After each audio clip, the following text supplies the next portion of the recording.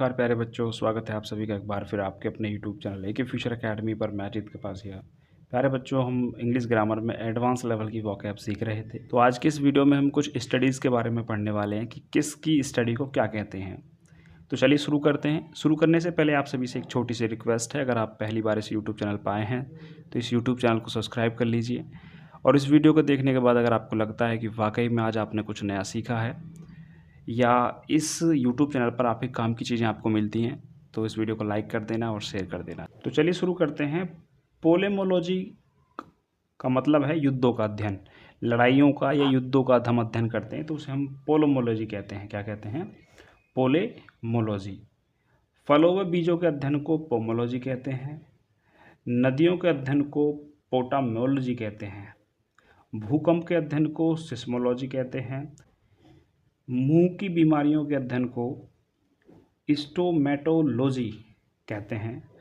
बालों के अध्ययन को ट्रिचोलॉजी कहते हैं।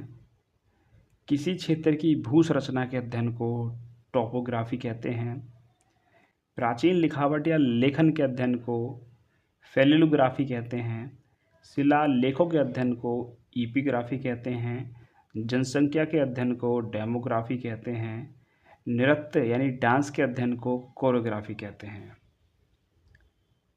पौधों के अध्ययन को फाइलोलॉजी कहते हैं। भाषाओं के अध्ययन को फिलोलॉजी कहते हैं। मिट्टी के अध्ययन को पैडोलॉजी कहते हैं। पहाड़ों के अध्ययन को ऑर्लियोलॉजी कहते हैं। शिशुओं के अध्ययन को पैडोलॉजी कहते हैं। बीमारियों के अध्ययन को पैथोलॉजी कहते हैं। सपनों के अध्ययन को ओनिरोलॉजी कहते हैं। शरबत के अध्ययन को ओइन्यूलॉजी कहते हैं। दांतों के अध्ययन को ओडेंटोलॉजी कहते हैं। मछलियों के अध्ययन को इक्थियोलॉजी कहते हैं। कीड़ों के अध्ययन को हेलमिनेटोलॉजी कहते हैं। जल के अध्ययन को हाइड्रोलॉजी कहते हैं।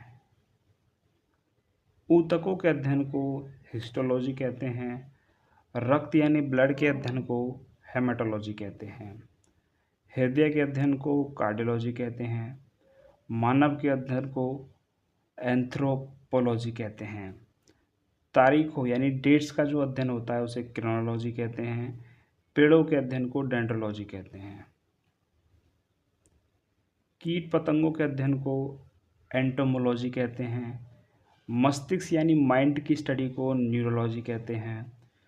त्वचा के अध्ययन को डर्मेटोलॉजी कहते हैं। हड्डियों के अध्ययन को ऑस्टियोलॉजी कहते हैं। आँखों के अध्ययन को ऑफ्थल्मोलॉजी कहते हैं। किडनी या गुर्दे के अध्ययन को नेफ्रोलॉजी कहते हैं।